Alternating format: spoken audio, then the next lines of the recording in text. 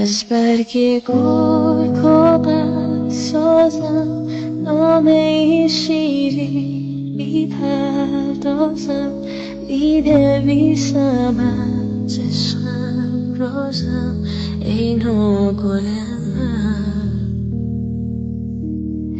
یه روز دیدم گم شد جونم دور افتادم از آشیونم بی خونمونم